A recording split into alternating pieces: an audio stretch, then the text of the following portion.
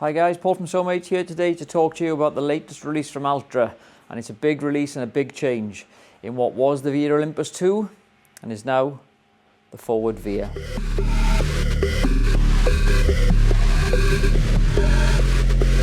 If you are enjoying our content guys, please like and subscribe and hit the notification bell for YouTube. It will make a big difference to our business, and thank you for the support. Any products mentioned in any of the videos will always be in the description below as well, so please give those a link if you do want to buy the products, and thanks for supporting us. If you're not familiar with Altra, we'll just recap kind of what their USP is in the marketplace.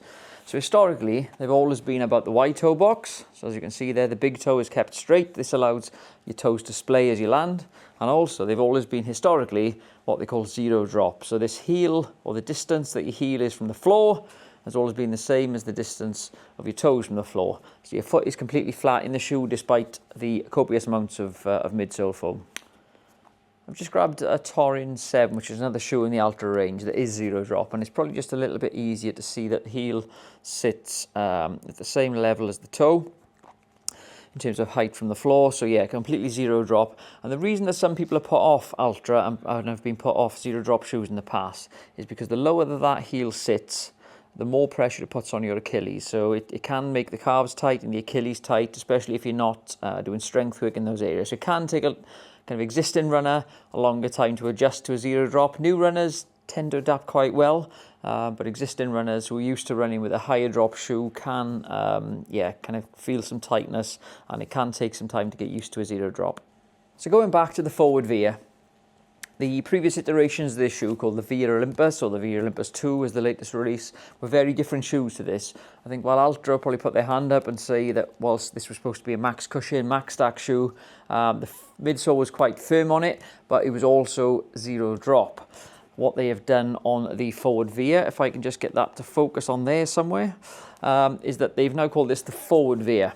The reason they've called it forward is because of the forward propulsion that it now gives you with the rocker at the front, which we'll come on to, and the 4mm drop on the heel to toe drop. So different from the VIA Olympus, but also it now sits in line with the Experience Flow, Experience Form and Experience Wild in that range of Altra shoes now with the 4mm heel to toe drop.